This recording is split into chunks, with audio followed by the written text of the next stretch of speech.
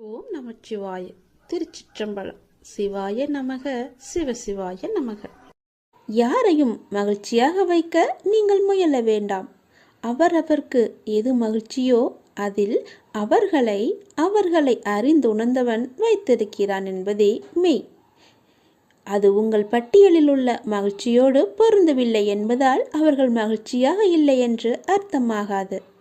ஏனென்றால் அவரவர் மகிழ்ச்சி எது என்று உங்களுக்கு தெரியாது என்பதுதான் இது உண்மை. உதாரணமாக, தன் பரிதாபத்துக்கு உரியவன் என்றுதானே நினைத்து அதை வெளிக்காட்டி என்னை பார்த்து பரிதாபப்படுங்கள் என்ற ஏக்கத்தோடு இருப்பவர்க்கு அவர்களை பார்த்து பரிதாபப்படுவதுதான் அவர்களுக்கான ஏக்கம் தீர்க்கும் மகிழ்ச்சி. சிலரோ தான் பரிதாபமாக இருந்தால் கூட அதை வெளிக்காட்டிக் கொள்ளும் விதத்தில்தான் அதை கடந்து மகிழ்ச்சியாக இருப்பதாக நினைப்பதுதான் மகிழ்ச்சி. எதிலும் குறை கண்டுபிடிப்பதில் திறமையாக இருப்பவர்களுக்கு ஏதாவது ஒரு குறை இருந்தால்தான் மகிழ்ச்சி. தனக்கு குறையே இல்லை என்றாலும் கூட நாடகத்தில் சினிமாவில் வரும் குறையை எண்ணி புலம்பி அந்த புலம்பலை ஏற்றுக்கொள்பவர்கள் இருந்தால் அதுவும் மகிழ்ச்சி. இப்போது கஷ்டம் இல்லாவிட்டாலும் இறந்த காலத்தில் கடந்த கஷ்டங்களை நினைத்து வருத்தப்படுவது அவரவர்களுக்கு ஓர் மகிழ்ச்சி. வருமா நடக்குமா என்று தெரியாத ஒன்றை குறித்தே சிந்தித்து இப்போது இருக்கும் நிம்மதியை கெடுத்து கொள்வதில் சிலருக்கு மகிழ்ச்சி. என்னதான் தன்னிடம் எல்லாமே இருந்தாலும் இல்லை என்று சொல்லவும் காட்டவுமே சிலருக்கு மகிழ்ச்சி. இப்படி உங்கள் பார்வைக்கு மகிழ்ச்சி இல்லாதது போல தெரிந்தாலும் அப்படி இருப்பதுதான் அவர்களுக்கு மகிழ்ச்சி என்பதை உணர்ந்து அறிந்தவன் அவர்களை அவர்கள் விருப்பம் போல வைத்திருக்கிறான். அதிலிருந்து அவர்களே விழிப்புணர்வு பெற்று வெளிவந்தால்தான் உண்டு. இவற்றை எல்லாம் கடந்து நீங்கள் என்னதான் உங்களின் மகிழ்ச்சியை இழந்து இழுத்து வந்தாலும் அவர்கள் அப்படி இருந்ததில் அடைந்த நிறைவான மகிழ்ச்சியை உங்களால் தர முடியாது. எனவே உங்கள் மகிழ்ச்சியில் நீங்கள் பூரணமாக இருங்கள். உங்கள் மகிழ்ச்சியின் தன்மை பிறரை கவனிக்க வைக்கும். எப்படி இப்படி இருக்கிறாய் என்று கேட்க வைக்கும். நீங்கள் எப்படி எதை எடுத்துக்கொண்டு மகிழ்ச்சியாக இருக்கிறீர்கள் என்று சொல்லுங்கள். அது அவர்கள் வாழும் விதத்தை கவனிக்க வைக்கும், மாற்றும். இதை கடந்து நீங்கள் என்ன செய்தாலும் அவர்களுக்கான மகிழ்ச்சியை உங்களால் கொடுக்க முடியாது. அப்படி ஏதாவது செய்கிறேன் என்றால் உங்கள் மகிழ்ச்சியை இழப்பது உங்கள் மகிழ்ச்சியாக மாறும். இதை ஏற்றுக்கொள்வது கொஞ்சம் கடினம்தான். ஆனால் யதார்த்தம் எப்போதும் ஏற்றுக்கொள்ள கடினமாகத்தான் தெரியும். ஏற்றுக்கொண்டால் இதுவே இயல்பு, இதுவே வாழ்க்கை என்று தித்திக்கும். எல்லாவற்றையும் நாம் மகிழ்ச்சியாக ஏற்றுக்கொண்டு சந்தோஷமாகவே வாழ்வோம். எப்போதும் நம்மை நாம் மகிழ்ச்சியாக வைத்து உன் கண்ணில் வடியும் கண்ணீரை துடைக்கவே நானே வந்து கொண்டிருக்கிறேன். நானே உனக்கு துணையாக இருந்து நான் உன்னை நல்ல வழியில் அழைத்துச் செல்வேன். உன்னை கண்டு எல்லோரும் வியக்கும் வண்ணம் நானே உன்னை ஏற்றுகிறேன். கவலைப்படாதே, உன் கண்ணீரை துடைக்க நானே வருகிறேன். உன் கண்ணீரை நீ வீணாக்காத தங்கமி. எதற்காக நீ அர்த்தமே இல்லாமல் வீணாக உன் கண்ணீரை நீ வீணடித்து கொண்டிருக்கிறாய்? எல்லாவற்றையும் ஏற்றுக்கொள்வது என்பது கொஞ்சம் கடினம்தான். ஆனால் யதார்த்தம் எப்போதும் ஏற்றுக்கொள்ள கடினமாகத்தான் தெரியும். ஏற்றுக்கொண்டால் இயல்பு இதுவே என்று உன் வாழ்க்கை தித்திக்கும். எல்லாவற்றையும் இப்படியே போகிற போக்கிலே விட்டுவிடு. எதையுமே உன் மனதிற்கும் உன் மூளைக்கும் நீ எடுத்துச் செல்லாதே. அதை உன்னால் தாங்க முடியாது. அதனால் தான் சொல்கிறேன், யாருக்காகவும் உன்னை நீ மாற்றிக்கொள்ளாதே. ஆனால் உனக்காக தன் கையே மாற்றிக்கொள்பவர் கிடைத்தால் அவர்களை எந்த காலத்திலும் எப்பொழுதும் அவர்களை விட்டு விடாதே. உனக்காகத்தான் சொல்கிறேன். வாழ்க்கை என்பது எல்லோருக்குமே பொதுவானது. ஆனால் எல்லோரையும் ஒரே போல் நடத்துவதில்லை. அதை நீ தெரிந்து கொள். தடைகளை வெல்வது எப்படி என்று நீ தெரிந்து கொள். இன்றைய மனிதர்களில் அதிகம் பேர் ஏதாவது ஒரு கவலையுடன் தான் வாழ்ந்து கொண்டிருக்கிறார்கள். சிறு தடையையும் பெரிதாக எண்ணி கவலைப்படுகிறவர்கள்தான் அநேகமானவர். இதற்கு எல்லாம் காரணம் அவர்கள் மீதே அவர்களுக்கு நம்பிக்கை இல்லாததுதான். நமக்கு நண்பனும் நாமே, பகைவனும் நாமே என்று சொல்வது உண்டு. அதாவது யார் ஒருவர் தன் பலவீனங்களை முறியடித்து வெற்றி பெறுகிறாரோ அவரே தனக்கு தானே நண்பராகிறார். யார் ஒருவர் தன் பலவீனங்களை வெற்றி பெற முடியாமல் தவிக்கிறாரோ அவர் அவருக்கே எதிரியாகிறார் என்று அர்த்தம். பெரும்பாலான நிகழ்வுகளை ஆராய்ந்து பார்த்தால் ஒவ்வொரு தடையும் ஒவ்வொரு வெற்றியை மறைத்து வைத்து அதனுள்ளே இருக்கிறது என்பது நீங்களே தெரிந்து கொள்ளுங்கள். அதில் 1000 அர்த்தங்கள் இருக்கிறது என்பது உங்களுக்கே புரியும். அதுபோன்றுதான் தோல்வியும். தோல்வி என்பது நம்மை மாற்றி அமைத்து கொள்ள வேண்டிய அறிவிப்பு என்று கூட சொல்லலாம். செல்வத்தை இழப்பது ஒன்றையும் இழப்பதாகாது. உடல் நலத்தை இழப்பது வேண்டுமானால் சிறிதளவு இழந்ததாகும். ஆனால் நம்பிக்கை இழப்பது எல்லாவற்றையுமே இழந்ததற்கு சமம் என்று சொல்வார்கள். தடைகளை வெல்வது எப்படி? அப்படித்தான் நீங்கள் கேட்கிறீர்கள். இதை நமக்கு எறும்புகள் கற்றுத் தருகின்றன. நன்றாக ஆராய்ந்து பார்த்தால் உங்களுக்கே அது தெரிய வரும். ஒரு எறும்பு தன் வாயில் நீளமான உணவுப் பொருளை சுமந்து கொண்டு சென்றது. தரைவழியே சென்று கொண்டிருந்த அந்த எறும்பு ஒரு வெடிப்பை பார்த்துவிட்டு திடீரென்று நின்று விட்டது. மேலே செல்ல முடியாமல் தவித்தது. சிறிது நேரம் கழித்து தான் சுமந்து வந்த இரையை வெடிப்பின் மேல் வைத்து நன்றாக பாருங்கள், சுமந்து வந்த இரையை வெடிப்பின் மேல் வைத்து அதன் மீது ஊர்ந்து சென்று வெடிப்பை கடந்தது. பின்பு அந்த இரையை கவ்விக்கொண்டு சென்றது அந்த எறும்பு. எறும்பின் அறிவு வியப்பை அளிப்பதாக உள்ளது என எழுதியிருந்தார் ஒரு ஆராய்ச்சியாளர். துன்பம் ஏற்பட்டால் அத்துன்பத்தையே பாலமாக வைத்து நாம் முன்னேற வேண்டும் என்பதுதான் இந்த எறும்பிடமிருந்து நாம் கற்றுக்கொள்ள வேண்டியது. ஒரு மிகச்சிறிய உயிரான எறும்பின் தன்னம்பிக்கை நமக்கு இருந்தால் கூட போதும். எந்த தடையையும் வெல்ல முடியும். கவலையும் காணாமல் போய்விடும். எத்தனை தடைகள் குறுக்கிட்டாலும் உள்ளத்தில் நம்பிக்கை மட்டும் இருந்துவிட்டால் உங்களின் வெற்றியை யாராலுமே தடுக்க முடியாது. எவ்வேற்பட்டவர் வந்தாலும் தடுக்க முடியாது. எத்தனை சூழ்ச்சிகள் செய்தாலும் தடுக்க முடியாது. தன்னம்பிக்கையை கொள்ளுங்கள். தடைகளை எல்லாம் கடந்து நீங்கள் வெற்றியை சுவைப்பீர்கள். பொறுமையை விட மேலான தவமும் இல்லை. திருப்தியை விட மேலான இன்பமும் இல்லை. இரக்கத்தை விட உயர்ந்த ஒரு அறமும் இல்லை. மன்னித்தலை விட ஆற்றல் மிக்க ஒரு ஆயுதமும் இல்லை.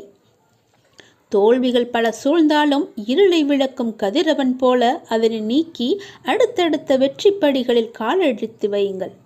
முடியும் வரை அல்ல, உங்கள் இலக்கினை நீங்கள் எப்போது அடையும் வரையோ அதுவரை நீங்கள் முயற்சித்து கொண்டே இருங்கள். உங்கள் வாழ்வில் நிச்சயமாகவே விடியல் விடியும். அந்த விடியல் விடியும் வரை முயற்சித்து கொண்டே இருங்கள். அது வெகு நாட்கள் இல்லை, கூடிய விரைவிலேயே அது உங்களுக்கு கிடைக்கும். முகமலர்ச்சியோடும் நம்பிக்கையுடனும் எழுந்து புத்தம் புது நாளை துவங்க உங்கள் எல்லா வல்ல இறைவன் உங்களுக்கு அருள் புரிவார். என்னுடைய ஆசி முழுவதுமாகவே நீ கலங்காதே. உனக்கான நேரங்கள் தொலைவில் இல்லை. அது உன்னை தேடி வந்து கொண்டு இருக்கிறது. பிள்ளைகளின் நலன் எல்லாமே விரைவிலேயே சீராகும். நான் கம்பீரமாக உனது மனதிலும் உனது இல்லத்திலும் அமர்ந்து கொண்டிருக்கிறேன். பயபக்தியோடும் உண்மையோடும் ஆன்ம உணர்வோடும் கண்ணீரோடும் நீ என்னிடம் செய்கின்ற பிரார்த்தனைகளை நான் கேட்டுக்கொண்டு தான் இருக்கிறேன். நான் அளிக்கும் பதில்களை உன்னால் புரிந்து கொள்ளாமல் முடியாமல் போய்விடுவதால் தான் உன் மனம் போன போக்கிலே நீ சுதந்திரமாக நடந்து கொண்டிருக்கிறாய். என்னை தட்டி கழித்து விடுகிறாய். அதனால்தான் நான் செய்கின்ற பலனையெல்லாம் உன்னால் அடைய முடியவில்லை. உன் விருப்பப்படி செய்யவும் நடக்கவும் வாழவும் நான் உனக்கு சுதந்திரம் கொடுத்திருக்கிறேன். அதனால்தான் என் செய்கைகளை புரிந்து கொள்ளாமலும் எனக்கு கீழ்ப்படிந்து நிற்காமலும் உனது சுயமான போக்கின்படி உன்னால் நடக்க முடிகிறது. இந்த சுதந்திர உணர்வுதான் உன்னை இந்த அளவுக்கு கீழே இறக்கி வைத்திருக்கிறது. கீழே இறங்கிவிட்டோமே என்று வருத்தப்படுகிறாய். கீழே வந்துவிட்ட போதும் உன்னை நினைத்து நான் பெருமைப்படுகிறேன். உனது இரக்கமுள்ள குணம், பிறருக்கு உதவ வேண்டும் என்ற உன்னத மனோபாவம், இந்த நிலையிலும் பிறர் கஷ்டப்படுவதை காண சகிக்காத மனம், இவையெல்லாம் இருக்கும் இடத்திற்கு விசுவாசத்துடன் நடந்து கொள்ள வேண்டும் என்று நினைத்து அதன்படி நீ நடந்து வந்ததால்தான் கீழ்நிலைக்கு இறங்க நேர்ந்தது என்று நீ நினைக்கிறாய். அது அல்ல. கெட்டவர்களும் கெடுமதி உள்ளவர்களும் நன்றாக இருக்கும்போது நல்லவர்களான நாங்கள் மட்டும் ஏன் கஷ்டப்பட வேண்டும்? கஷ்டத்தை மட்டுமே ஏன் கடவுள் எங்களுக்கு பரிசாக தர வேண்டும் என்று நீ நினைக்கிறாய்? உன்னைப் போல நல்லவர்களும் இப்படித்தான் புலம்பிக் கொண்டே இருக்கிறார்கள். இது இன்றோ நேற்றோ தொடங்கி நடந்து வருகின்ற விஷயமல்ல. காலகாலமாய் நல்லவர்கள் புலம்பும் ஒரு தொடர்கதைதான். அதைதான் நீயும் செய்து கொண்டிருக்கிறாய். நான் உன்னிடம் பிரதிட்சியமாக விளங்க வேண்டும் என்றால் நீ கஷ்டப்பட்டுத்தான் ஆக வேண்டும். ஏனெனில் நான் நல்லவர்கள் மனதில் மட்டுமே வாழ முடியும். கெட்டவர்கள் மனதில் எனக்கு இடமே கிடையாது. எப்படி உன்னை கஷ்டப்படுத்தி வாழ்வதால் என்ன பலன் என்று நீ நினைக்கலாம். நான் உன்னை பக்குவப்படுத்தி பெருமைப்படுத்துவதற்கு இதை உனக்கு வரப்பிரசாதமாக கொடுக்கிறேன். உன்னுடைய தகுதிக்கும் தாங்கு சக்திக்கும் ஏற்பத்தான் கஷ்டத்தை தருகிறேன்.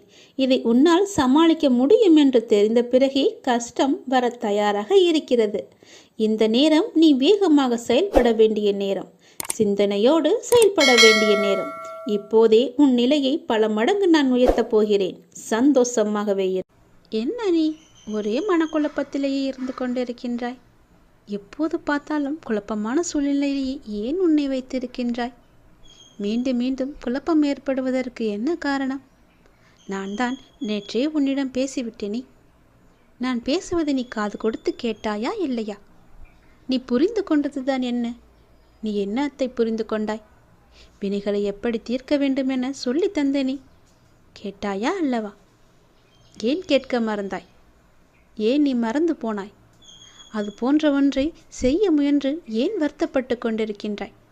நான் வேண்டாம் என்றும் சொல்லியும் ஏன் அதையே நினைத்து கொண்டிருக்கின்றாய்? உன் அப்பா பேச்சை நீ கேட்க மாட்டேன் என்ற முடிவிலேயே இருக்கின்றாயா? நீ மிகவுமே ஆசைப்படும் விஷயம் உனக்கு கிடைக்கப் போகிறது என்றுதான் நான் அப்பொழுதே சொல்லிவிட்டேனே. இருந்தும் தேவையில்லாமல் ஏன் உன்னை நீயே வருத்து கொண்டிருக்கின்றாய்? வருத்தப்பட்டு கொண்டிருக்கின்றாய்? தேவையே இல்லாதது. என் பேச்சை நீ கேட்பாயா மாட்டாயா என்று எனக்கு ஒரு சத்தியம் செய்துத்தா. அப்பொழுதுதான் நான் நம்புவேன். மகிழ்ச்சியாக இருக்கும்போது பல அனுபவ பாடங்களை நீ மறந்து விடுகின்றாய். மகிழ்ச்சியாக இரு, ஆனால் எவற்றில் எந்த எல்லை என்று உன் வாழ்க்கை ஏற்கனவே கற்றுக் கொடுத்திருக்கிறது அல்லவா?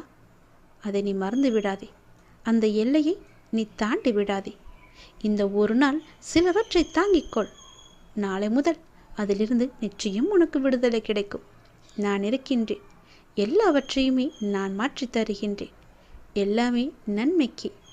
யாம் இருக்க பயமே என்பதை நீ வெறும் வார்த்தையால் நம்பிக்கைப்படக்கூடாது. முழுமையாக உனக்குள்ளே ஊற வேண்டும். அது எத்தனை முறை சொன்னாலும் நீ கேட்க மாட்டேன் என்றால் நான் என்னதான் செய்வது? நான் உன்னை கும்பிட்டு கேட்டுக்கொள்கிறேன். தயவு செய்து உன் அப்பா சொல்வதை கொஞ்சம் காது கொடுத்து கேட்டு அதன்படி நீ நடந்து கொள். உன்னுடைய மனக்குழப்பம் எல்லாம் தீரும். நான் ஏதாவது ஒரு விதத்தில் தினமும் உனக்கு சொல்லி கொண்டுதான் இருக்கிறேன். பல நல்லதுகளை இன்று நீ என்ன செய்ய வேண்டும், எது செய்யக்கூடாது என்று அவ்வப்போது உனக்கு உணர்த்தி கொண்டுதான் இருக்கின்றேன். நீ கேட்காமல் போனால் நான் என்ன செய்ய? மகிழ்ச்சியாக இரு. அதற்குத்தானே நான் எல்லாவற்றையும் செய்து கொண்டிருக்கின்றேன். தேவையில்லாத விஷயங்களை எல்லாம் உன் மனதில் போட்டு நீ குழப்பிக்கொள்ளாதே என்று அடிக்கடி சொல்கிறேன். நேற்று சொன்னது போலவே இன்றும் சொல்கிறேன். தேவையற்றதை போய் நீ மாட்டிக்கொள்ளாதே. வீணாக எதையும் பேசி சிக்கிக்கொள்ளாதே.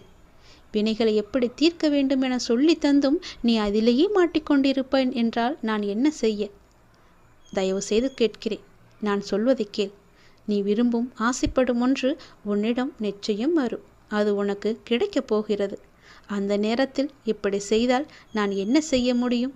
உன் வாழ்க்கை நன்றாக இருக்கும். கவலைப்படாதே. அரங்கத லிங்கத்தை தொட்டு நீ உள்ளே வந்திருக்கிறாய் என்றால் இதனுடைய சக்தியை நீ அனுபவிக்கப் போகிறாய் என்று அர்த்தம். நீ கேட்டது நினைத்தது எல்லாமே 2 நாட்களில் நடக்கும். ஒரு முறை தொட்டு விட்டாய் அல்லவா? கேள், நல்லது நடக்கும். ஒரு மனிதன் எப்பொழுதும் கஷ்டத்தை மட்டும் தான் அனுபவித்து கொண்டிருக்க வேண்டுமா என்பதுதானே உன்னுடைய மனக்குமரல். உன்னுடைய மனக்குமரலை நான் அகற்றப் போகின்றேன். மிக பெரிய வெற்றி உன் அருகில் இருக்கின்றது. நிச்சயம் நடக்கும். நீயே ஆச்சரியப்பட்டும் போவாய். கடந்த கால கஷ்டங்கள், இழப்புகள், ஏமாற்றங்கள், காயங்கள், தோல்விகள் எல்லாம் உன்னை விட்டு மறந்து போகும் அளவிற்கு உனக்கு நான் மிகப்பெரிய மகிழ்ச்சியை, மிகப்பெரிய வெற்றியை நான் தரப்போகின்றேன். உன் அருகில் அது வந்துவிட்டது. கஷ்ட காலங்கள்தான் கடவுள் நமக்கு உதவுவார் என்ற நம்பிக்கை உனக்குள்ளே வர வேண்டும். கஷ்ட காலங்களில் தைரியத்தை நீ இழந்து விடாதே. உங்களுக்கு நடக்க முடியாத போது சுமக்க தயாராய் கடவுள் உங்களுடனே இருக்கின்றார் என்பதை நினைவில் வைத்து கொண்டால் வாழ்க்கை பயணம் மிகவுமே சுலபமாக இருக்கும். ஒரு மனிதன் ஒரு நெடும் பயணம் மேற்கொண்டிருந்தான். அது அவன் வாழ்க்கை பயணம். நீண்ட தூரம் சென்ற பின்தான் கவனித்தான் அவனுடைய கால் தடங்கள் அருகே இன்னொரு ஜோடி கால் தடங்கள் இருக்கிறது என்று. அவனுக்கோ ஆச்சரியம். சுற்றும் முற்றும் பார்த்தான். யாரும் தெரியவில்லை. சத்தமாக கேட்டான், என்னுடன் வருவது யார் என்று. நான் தான் கடவுள் என்று அசிரீரியாக ஒரு பதில் வந்தது. அவனுக்கோ எல்லையில்லாத மகிழ்ச்சி. கடவுள் என்னுடன் பயணம் செய்து கொண்டிருக்கிறார் என்ற மகிழ்ச்சியில் அவன் துள்ளி குதித்தான். பயணம் மீண்டும் தொடர்ந்தது. அவன் அந்த கால் தடங்களை கவனிப்பதை நாலாவட்டத்திலுமே மறந்துவிட்டான். சுகமாக போய்கொண்டிருந்த வாழ்க்கையில் பிரச்சனைகள் தலையெடுக்க ஆரம்பித்தன. சிறிய பிரச்சனைகள் பெரிதாக ஆயின. துன்பமும் துக்கமும் அதிகமாயின. ஒரு கட்டத்தில் அவன் சமாளிக்க முடியாமல் தவித்த போதுதான் அந்த கால் தடங்கள் நினைவு மறுபடி வந்தது. கூடவே கடவுள் இருக்கும்போதே இவ்வளவு துன்பமா என்று தனக்குள் கேட்டுக்கொண்டவன் கால் தடங்களை கவனித்தான். அவனுக்கோ அதிர்ச்சி காத்திருந்தது. அந்த பாதையில் ஒரே ஒரு ஜோடி கால் தடங்கள் மட்டுமே தெரிந்தன. அவன் சுற்றி பின்னோக்கி பார்த்தான். அவன் கஷ்ட காலம் ஆரம்பித்த கணத்திலிருந்து ஒரே ஒரு ஜோடி கால் தடம் மட்டுமே தெரிந்தது அவனுக்கு. அவனுக்கோ அழுகையாய் வந்தது. கண்ணுக்கு தெரியாத அந்த கடவுளை அழுகையினுடைய கேட்டான். கடவுளே, என் இன்ப காலத்தில் உடன் வந்து கொண்டிருந்தீர்கள். துன்ப காலத்தில் என்னை கைவிட்டு காணாமல் போய்விட்டீர்களே, இது உங்களுக்கே நியாயமா என்று. கடவுளிடமிருந்து பதில் வந்தது. மகனே, நான் உன்னை கைவிடவில்லை. உன் துன்ப காலத்தில் நீ பார்த்த காலடிச் சுவடுகள் உன்னுடையவை அல்ல, என்னுடையவை. இந்த கடின யாத்திரையில் நடக்க முடியாத உன்னை தூக்கி கொண்டு நான் நிறைய தூரம் நடந்து வந்திருக்கின்றேன். அதனால்தான் நீ உன்னுடைய காலடிச் சுவடுகளை காண முடியவில்லை. உன் கஷ்ட காலத்தில் நான் வரவில்லை என்று நினைத்து கொண்டிருக்கின்றாய். ஆனால் உன்னை தூக்கி சுமந்து கொண்டு வருவது நான் தான் என்பதை அறியாமல் சென்று கொண்டிருக்கின்றாய். அந்த மனிதன் கண்களில் நன்றியுடன் வழிந்த கண்ணீர் நிற்க நிறைய நேரம் ஆய்விட்டது. குற்றம் காண்பதில் மனிதன் சமத்தமானவன். அவனுக்கு அதற்கு நிறைய நேரம் தேவைப்படுவதில்லை. ஒரு நொடி போதும். கஷ்ட காலங்களில் உறவும் நட்பும் காணாமல் போவது போல கடவுளின் அருளும் காணாமல் போவதாக அவன் எண்ணுவதில் ஆச்சரியமே கிடையாதே. சுமைகள் கூடும்போது இறக்கி வைக்க வழி தெரியாத போது இருக்கவே இருக்கின்றார் கடவுள். அவனிடம் வசவுகள் வாங்கி கொள்ள வந்த கஷ்டங்கள் எல்லாம் நமக்கு தெரியும். எத்தனையோ கஷ்டங்கள் வரவிருந்து அவை இறை அருளால் வராமல் தவிர்க்கப்பட்டிருக்கலாம். அவை நம் கவனத்திற்கு வராமலேயே போய்விடுகிறது. கடவுள் கணக்கு சொல்வதில்லை. எனவே எத்தனையோ உண்மைகளை நமக்கு தெரியாமலேயே போய்விட்டிருக்கின்றன. துன்பங்களும் சோதனை காலங்களும் வரும்போது நாம் ஒரு பெரிய உண்மையை மறந்துவிடக்கூடாது. எதுவுமே காரணம் இல்லாமல் நம்மிடம் வருவதில்லை என்று. அவற்றில் சில நாம் சம்பாதித்தவை. நம் முந்தைய செயல்களின் விளைவுகள் நாமே வரவழைத்தவற்றை நாம் சந்தித்துதானே ஆக வேண்டியிருக்கின்றது. மறப்பதும் எதிர்ப்பதும் நியாயமல்ல. மற்றவை நாம் வளர பக்குவப்பட தேவையான அனுபவங்களை அது கற்றுத்தருகிறது.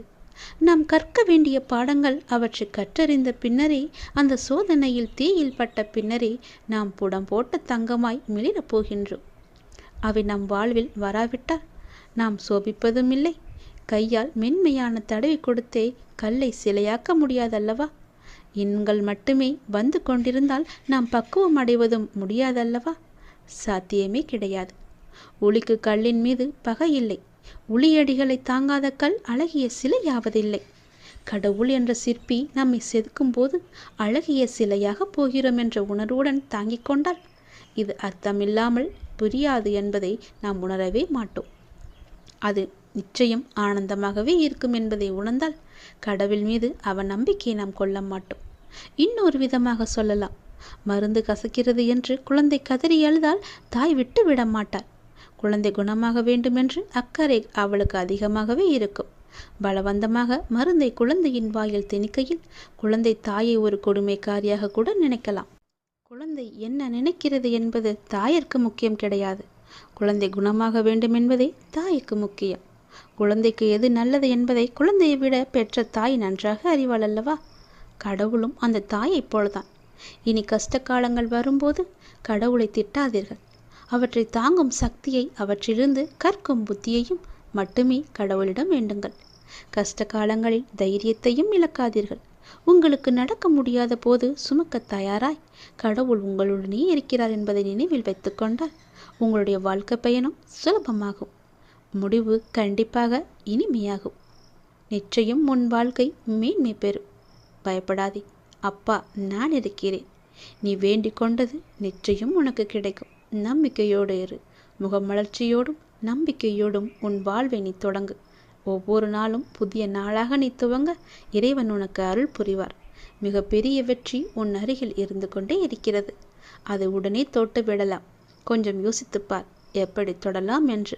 நான் உன் அருகிலேயே வைக்கிறேன். முழு வெற்றியையும் நீயே எடுத்துக்கொள்வாய். இன்று இரவே உனக்கு ஒரு அதிசயம் நடக்கப் போகின்றது. உன் கஷ்டத்திற்கெல்லாம் கடைசி நாள் என்று. இது என்னுடைய உத்தரவு. உடனே நீ கேட்டுவிடு. வருந்தாதே, நான் எப்போதும் உன்னுடன் தான் இருக்கின்றேன். நான் ஏற்கனவே கூறியது போல உனக்கான நல்ல காலம் ஆரம்பிக்கப் போகிறது.